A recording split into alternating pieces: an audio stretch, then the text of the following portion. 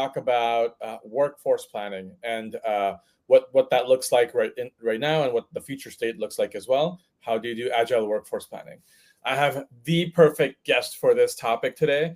It's Courtney. I know I'll let Courtney introduce herself in just a moment, but as a fan person of Courtney, a few things. One, Courtney has led people teams from startup to IPO. And having gone through IPO, I know there's a lot to think about at every single stage. So there's a lot of expertise around building organizations and retaining them and really kind of thinking about workforce holistically. Courtney has also worked at Anaplan and has helped build and shape the product to drive workforce planning at enterprise scale. So has seen this wearing the other hat, the product hat, the customer support hat as well. So I couldn't be more excited to have Courtney on the show today to dive into all things workforce planning. I know we'll have a lot of spicy topics to cover. Courtney, welcome to the show. I'd love for you to introduce yourself a little bit as well.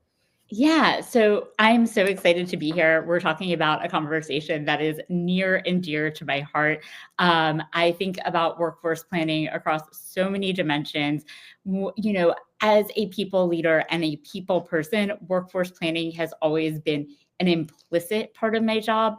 But I don't think until about 10 years ago, when I started working in high growth tech companies, did I start to focus on it with the intentionality that I really appreciate you are driving the conversation around today for your customers and for the broader people industry.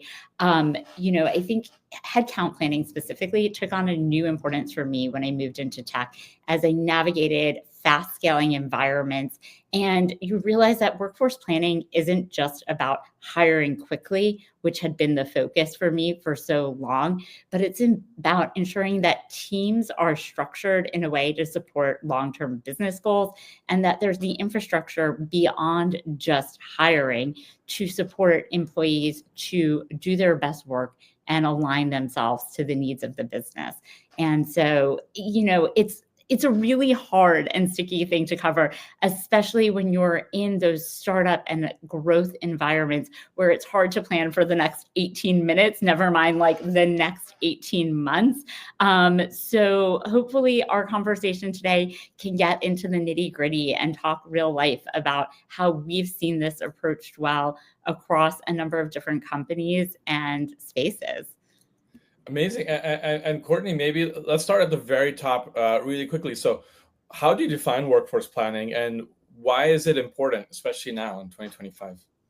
Yeah. So, in terms of how to define workforce planning, big question. So often when I hear leaders and talk about workforce planning, they're really talking about headcount planning. How many people should we hire? And thinking about resources in this really, concrete and finite way. And for me, that's not what workforce planning is, right? And I think that the conversations we're having right now about technology and agentic AI are really bringing this into sharper relief. Workforce planning is around, to me, making sure there's the team and the company has the right skills for the future they want to build.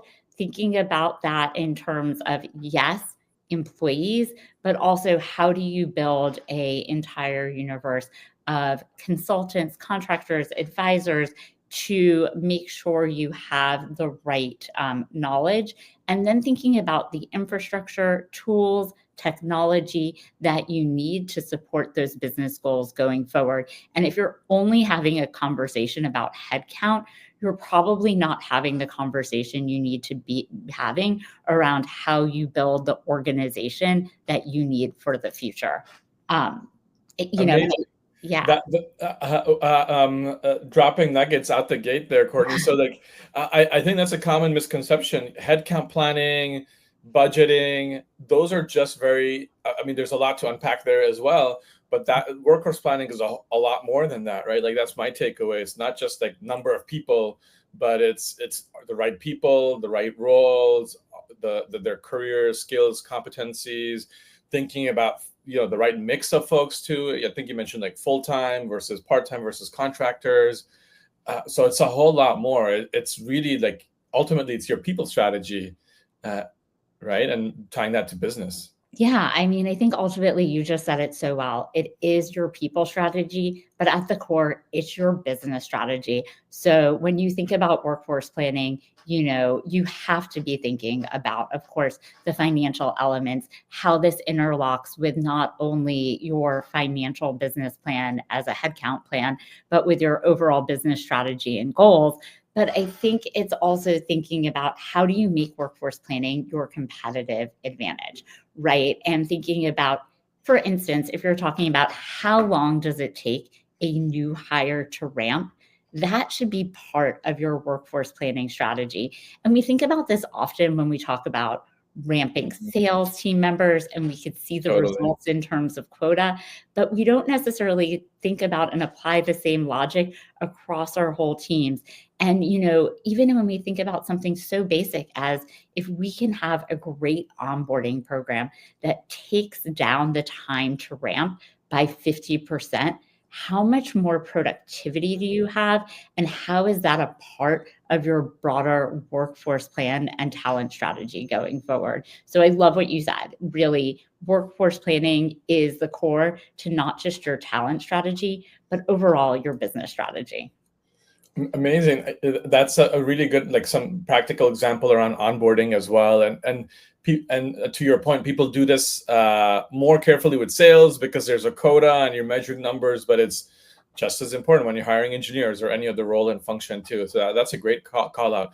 Maybe I'll take a step back and kind of dig into a little bit of your background, Courtney. So how did you come to, like, how did you learn these things? Like, how did you come to these conclusions? Because I think, like, when people are starting in their HR careers, they're not necessarily thinking about like some of these things. So take us back, like, how'd you learn about this, and maybe walk through some of your background there too. Yeah, I mean, the short answer is a whole lot of trial and error and the privilege of learning from some very smart people along the way. But I think a longer answer is, I really started, as I said, workforce planning has always been a part of my job since I've been a part of the people team. I actually started my career in consulting, and then shifted into an internal consulting role working for a people organization. So as part of that, I kind of got enmeshed in the process and part of workforce planning. But when I moved over to a more traditional people team and HR environment, that wasn't necessarily part of my remit or part of the conversation. And I think about 10 years ago, I was working for a company called Medallia, a software company. We were in absolute like hyper growth mode, in that classic story of doubling in terms of revenue and headcount year over year. And we were in that proverbial like flying the plane while building it situation. And one of the things that I was tasked with was to be part of this team that really thought about our intentional workforce planning strategy.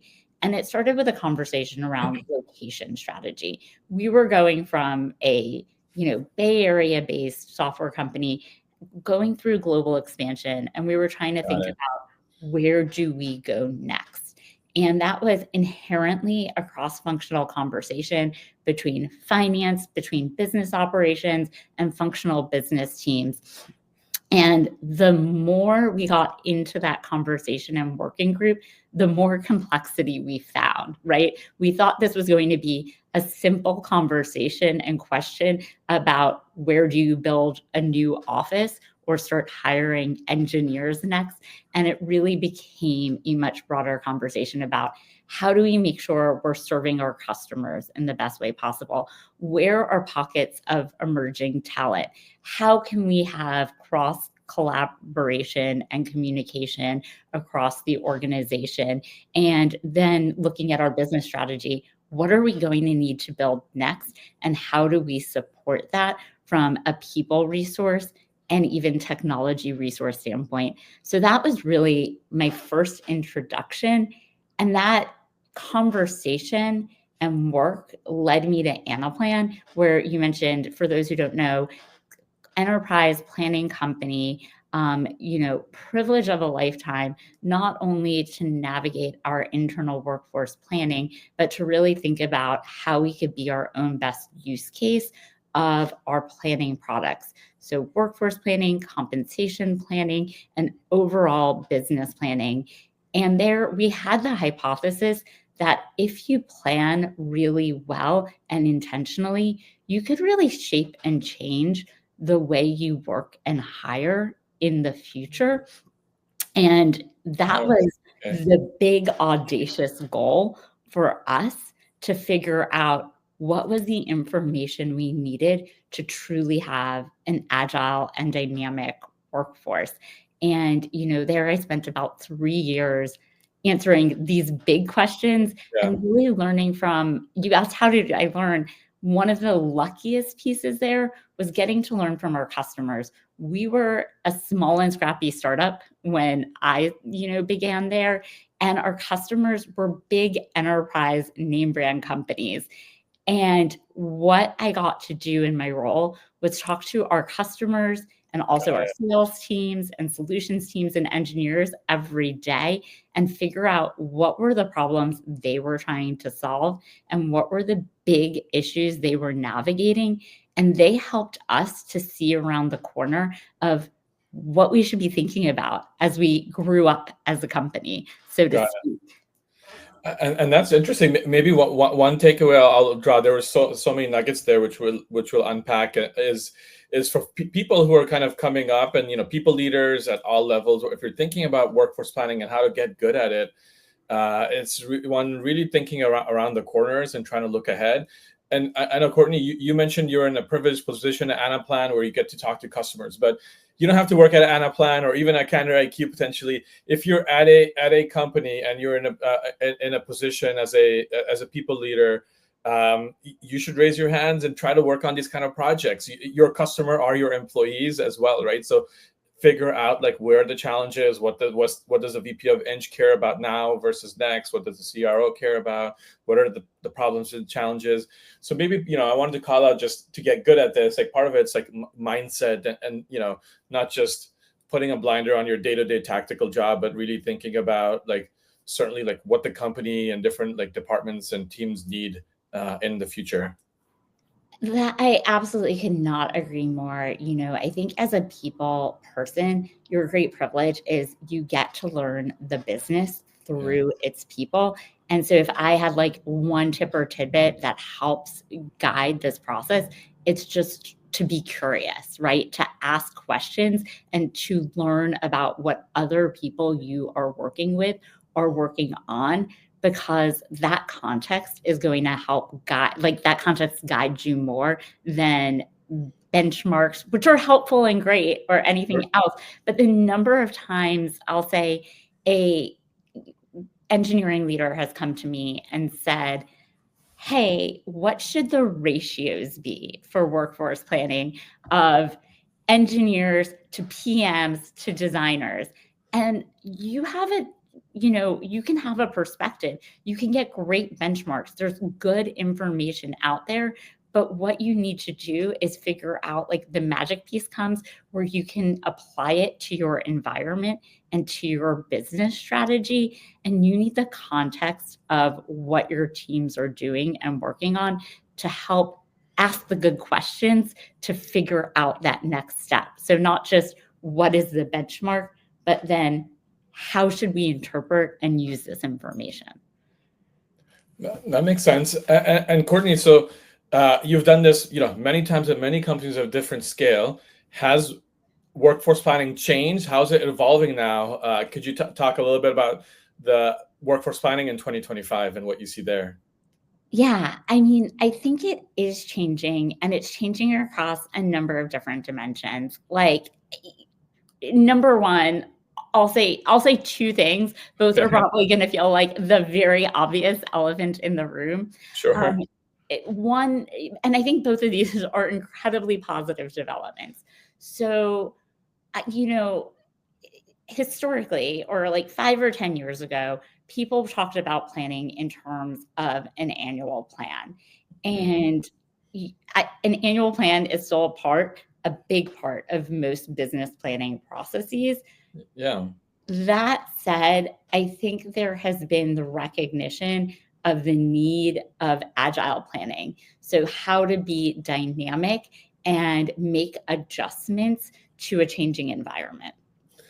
That resonates with me as an operator. So, formerly for CandorIQ, I was the CTO and CPO of a number of different companies where, I had like teams of 100 plus people. So every month or every quarter, our goals were changing. Yes, you had an annual plan, but sometimes you beat your revenue goals, sometimes you don't. You realize you need to prioritize different projects. And so as much as we'd like to plan upfront, and it was an important exercise, as you're saying, we also, as a business, we needed to be agile. We needed to be nimble, and so that resonates so strongly with me. I've seen that multiple times myself.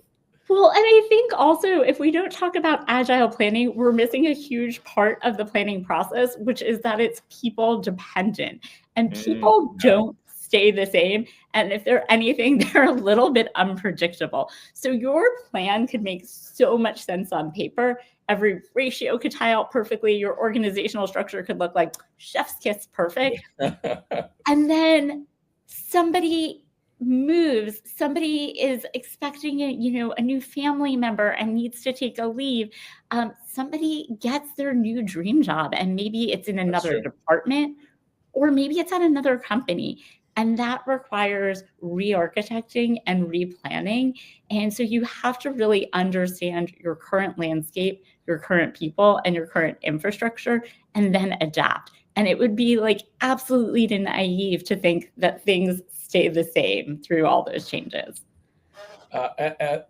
That's very much true. And then like, to your point, it's not just about headcount and budget, like it's about skills, competencies. So can you talk about that too? What should people teams be thinking about when they're doing agile workforce planning beyond just the immediate numbers in a spreadsheet? Yeah. So, I think with this, I'm going to give you a few examples because that's always what feels most real to me. Okay. So when you think about agile workforce planning, and this is something if we could take ourselves back 5 years, basically from today, we were all navigating the early moments of what became a global pandemic and changed the way many of us worked and operated. And I will say I was at Anaplan at the time, and we were really lucky to already be in an agile moment that in very many ways prepared us to navigate the changes we faced as a business. Okay. And one of the reasons for that was we had just spent the last year trying to really understand a skills, capabilities, and competencies index across our entire workforce. And we did this in a very manual way at the time, right? Okay. We looked at common roles we had, TAT members, people business partners going out there, architecting, doing functional competencies, mapping people to them, et cetera. And so we had this information.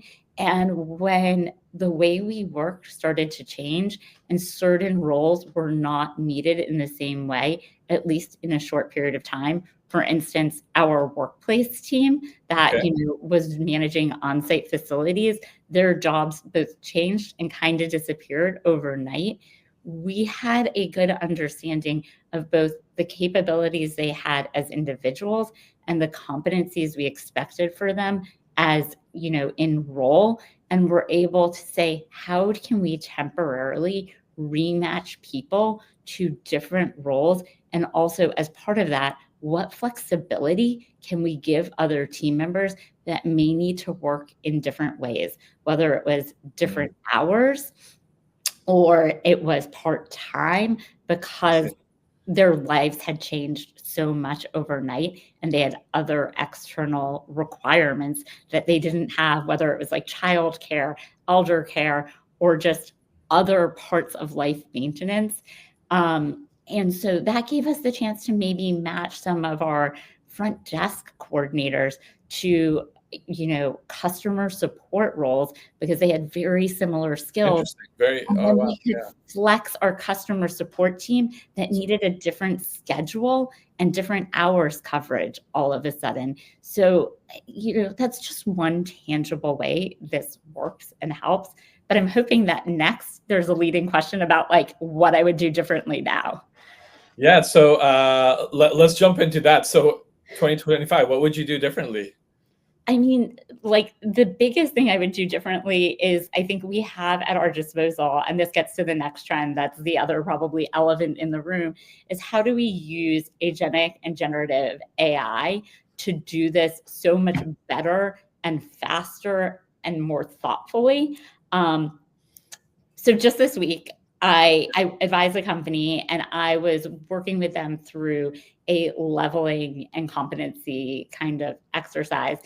And I spent a few hours just putting everybody's resume feedback, interview feedback Got it. into, a generative AI model that I had trained with company culture, leveling matrix and guidelines, promotion packets, and some of these other elements of that company's culture.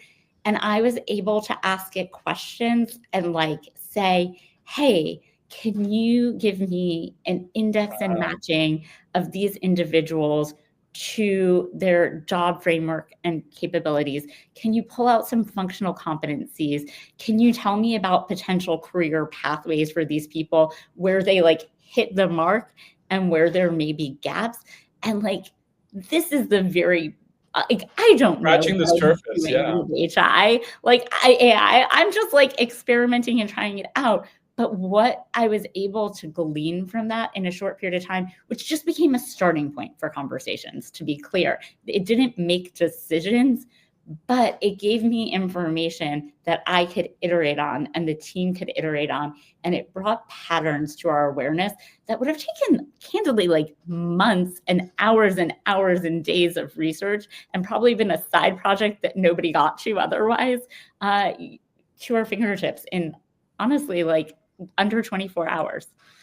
That's amazing. It also resonates a lot with some of the things our customers are asking us too, as we're embarking on our AI journey, helping them build out the ladders, the competencies, the careers, helping them figure out where employees map. Especially when it comes to the job ladder and the benchmarking as well. So yeah, we hear about this quite a bit, and it's amazing that you were able to kind of do that with at least to some degree with like free tools and in a matter of 24 hours, and you didn't need a comp person or something helping you there either. Well, I mean, and again, this was the baseline, and that's exactly, I think that's the piece. It's how does the role of your people partners change? And the role of the people partners in this became facilitating the conversation, bringing context to the kind of baseline, and then applying judgment. And that's the fun part, right? Like the other part is not really the fun part of most people's jobs. Less If that's the spreadsheets, part, more strategy, right? if that's the part you love, Yeah. amazing for you. Give me a call. I know so many people who are looking for you. But for most of us, the work there's just so much work we wish we could get to, and our time is being spent on in other places and in other ways. And this really showed how it not only changed the way people were working and the conversations you were able to have, but honestly changed the perception of the business partners in these conversations with leaders, because they really got to play that role of knowledgeable strategic advisor that was highlighting and inquiring about trends and matching them to the future of the business. And Courtney, pulling on that thread, so how do you see, maybe two questions there, how do you see the people teams evolving with AI? And I know you've partially answered that, but curious to kind of get your take at the macro level. And then the second question is, how do you see the workforce evolving, like, not beyond the people team, like engineering, sales, like how do you think organizations will be built differently because of AI and the productivity boosts it can drive? That's like the $1 million question. But welcome to my soapbox. I have some thoughts. Please, I'm all ears. And like challenge me and jump in, because I'm so curious for you what you're already seeing as the changes from your customers as they begin adopting AI in different ways.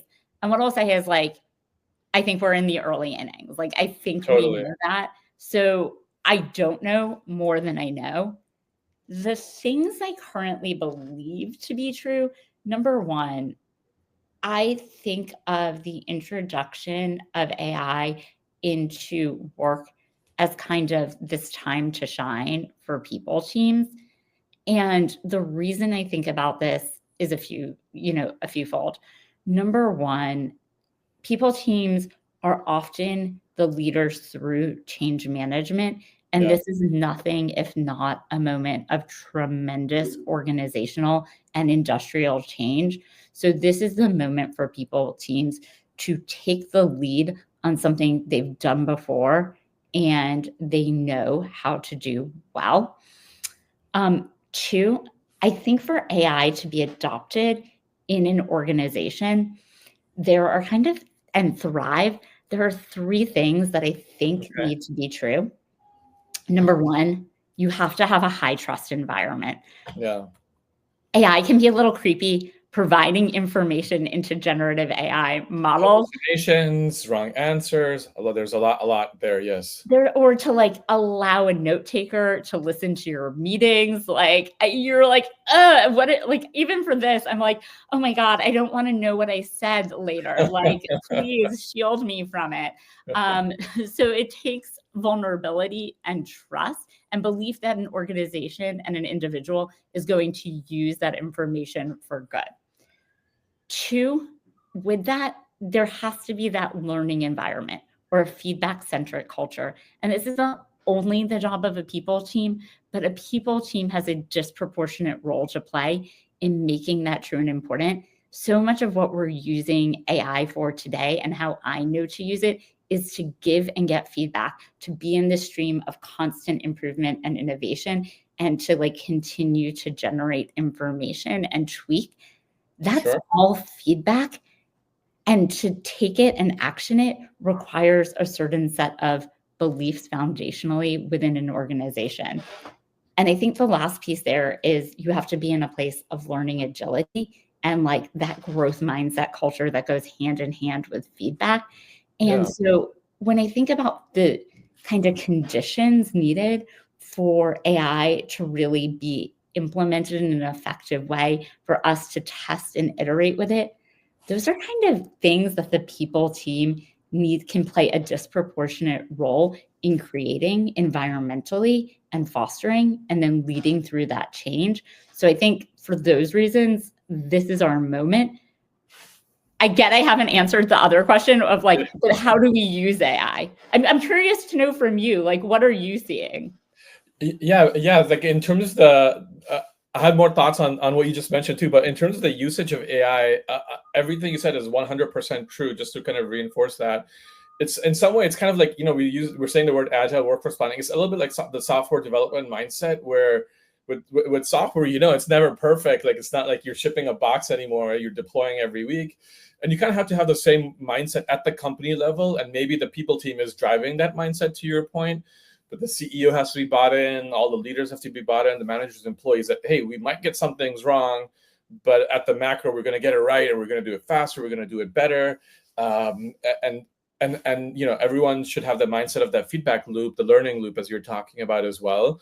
So it's akin to like software development in a sense. So like that resonates really strongly. And I think there's a role, a new hat that I think the people team has to wear, which is kind of being the internal AI evangelist, right? To drive efficiencies and productivity and driving like good decision making in the business. So like, I just wanted to kind of call those out first.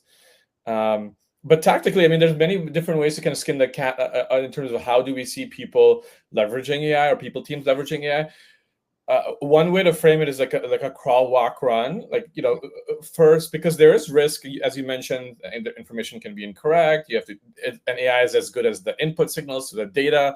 And these like the different HR systems, the finance systems don't talk to each other that well. And so if that's broken, then the AI is not going to be as effective as well. So the crawl, walk, run that we see works well is, maybe first it's about bringing all the data together in a cohesive manner so you can answer the right set of questions. It's not just about performance rating and employee onboarding and like compensation and like payroll. You want all of that together.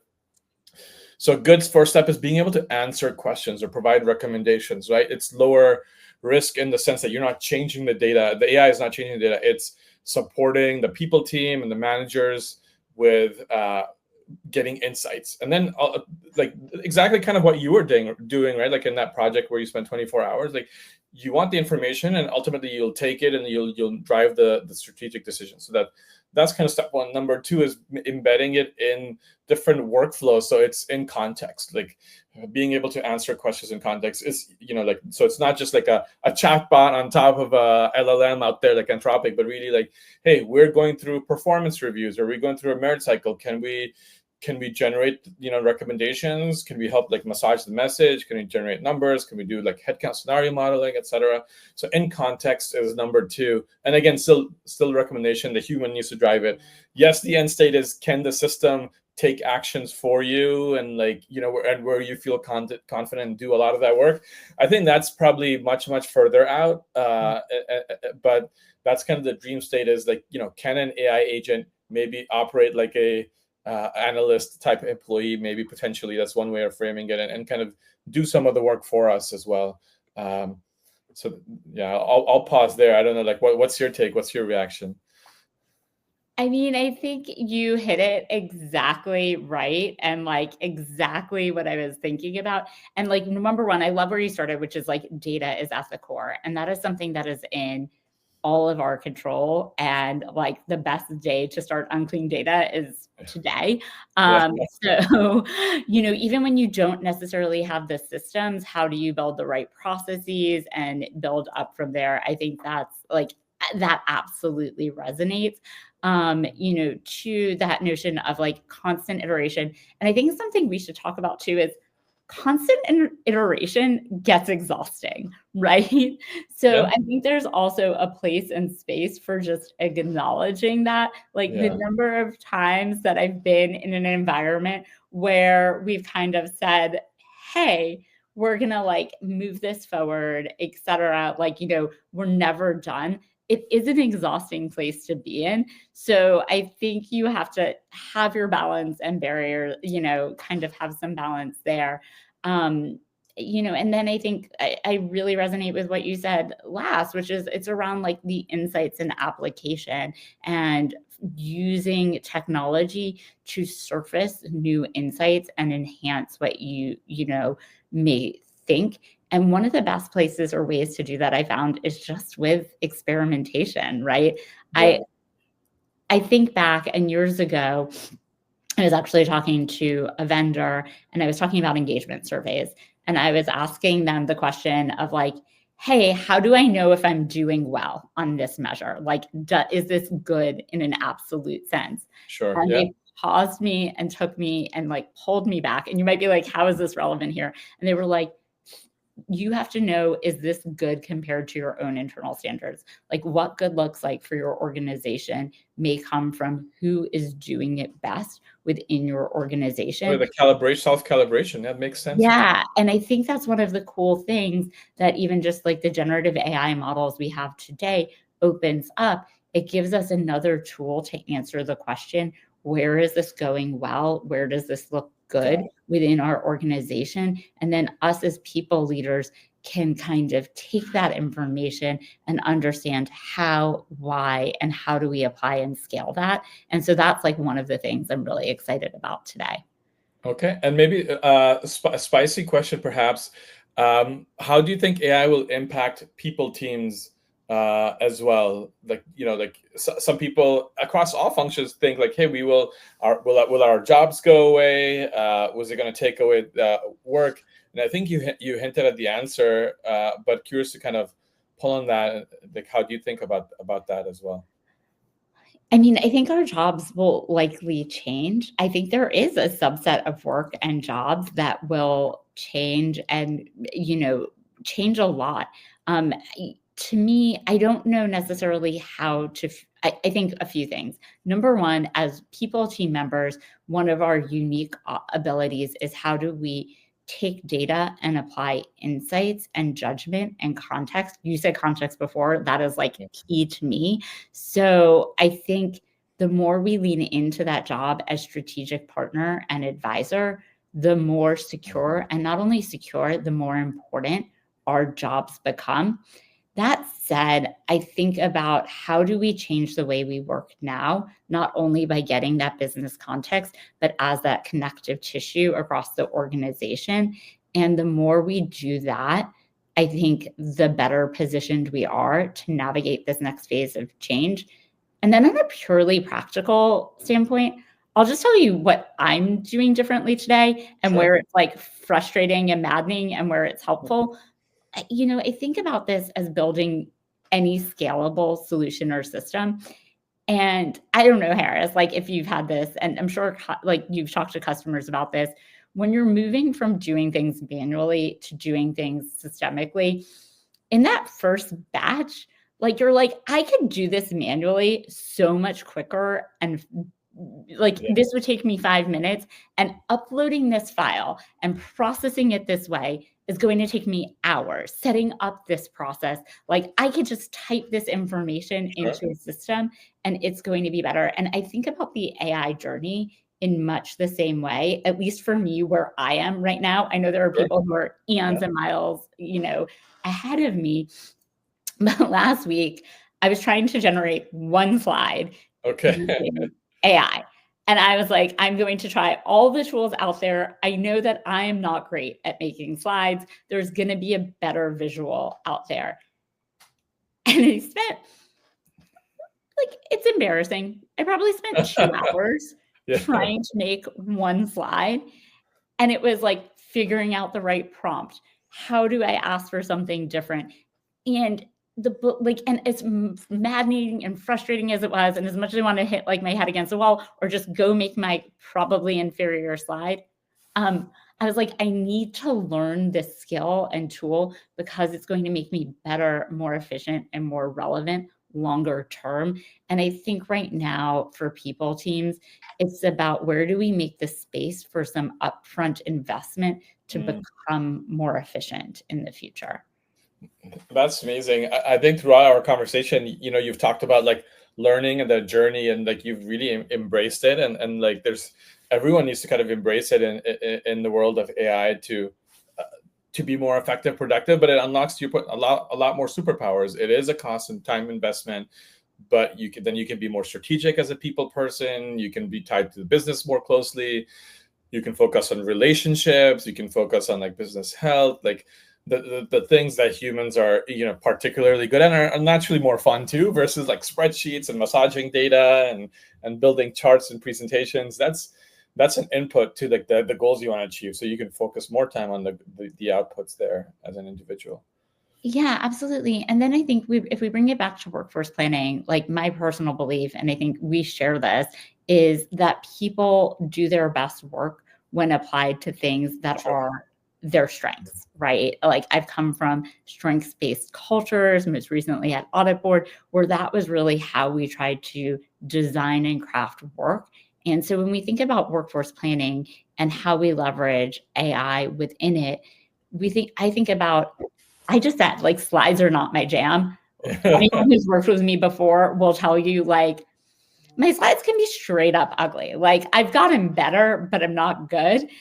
And I know that's a limitation. And if I can use AI to augment the places where I am less good, so I can spend more time, energy, and effort on the places where I have unique skills, that all of a sudden becomes an unlock, not just for me, but as part of your workforce planning strategy. So starting to think about, even if not AI, just broad-based technology systems and infrastructure and process, where you use those to augment maybe weaknesses within your organization. And then how do you go back to solving people-specific problems with places where headcount and people are uniquely good to solve those challenges? Amazing. Okay, that's super helpful. I know, Courtney, we have a few minutes left. Anything that we didn't touch on that you want to call out, like key things you want people to take away? Any points you want to elevate as well that we missed? I think the last thing we didn't talk about that maybe feels like the elephant in the room is Besides technology making the workforce planning and strategy conversation more important, I think for many of us people leaders, the last few years have been ones of tremendous change where as a function, we've shown tremendous resiliency, but we've had to navigate not only unprecedented times, but just a lot of dynamic economic shifts. And when we think about future-proofing our workforce, I think we're really thinking about how can we be intentional in making sure we have enough resources to meet the moment without over hiring necessarily. Sure. We see the impact of that on companies, culturally, organizationally, from a capacity standpoint. So, when I think about workforce planning, it's as much about headcount planning and resource planning as it is about like, how are you building a resilient team for the future? And I think especially with AI, it gets all the way back to even the hiring process, getting really thoughtful about what are the key elements you need to bring in from a skill set and capability, but also from a values and cultural standpoint to ensure that you will be the company you need to be in the future and that you can meet a dynamic moment. So, I think you said it really well, and I'm probably just rambling at this point, but I mean, when we think about building agility into an organization, I don't think it's just about building agility into your planning process or your programmatically, but I think it's about how do you build agility into your workforce. That makes a lot of sense.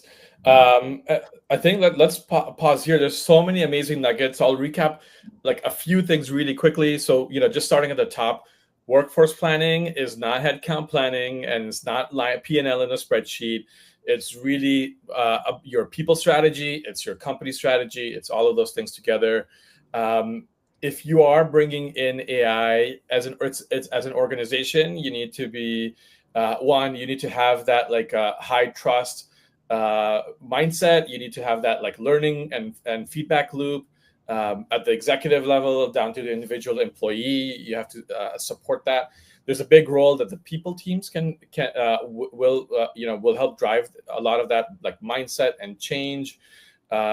And then when you are doing workforce planning, again, it's not just headcount. Tactically, it's about the right people, the right skills, the right competencies. It's not about hiring X to get Y. Sometimes that is the case, but often is, do we have the right people in the right place at the right time to get us from A to B and B to C, hopefully. No one wants to overhire and then have to go through a RIF. And, I don't think organizations done that effectively. So it's really kind of being a lot more thoughtful. And I think the other thing you mentioned is we should all have that mindset of embracing AI and kind of retooling ourselves.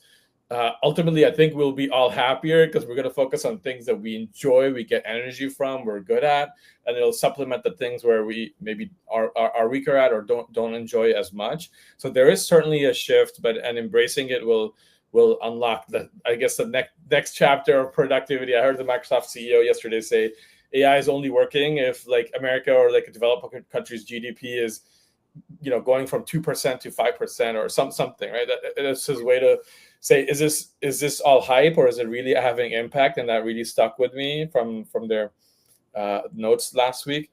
And so, there's a lot in terms of impact. So, so many amazing nuggets, Courtney, and high level strategy, way of thinking, tactical advice for our organization. I just want to say thank you so much. Thank you for sharing your journey and all these nuggets with us today. Thanks so much for having me. This was such a fun conversation, and I love getting the chance to chat with you and learn from you, Haris. So appreciate it. Likewise. Thank you, Courtney. All right. Thanks, everyone. That's a wrap.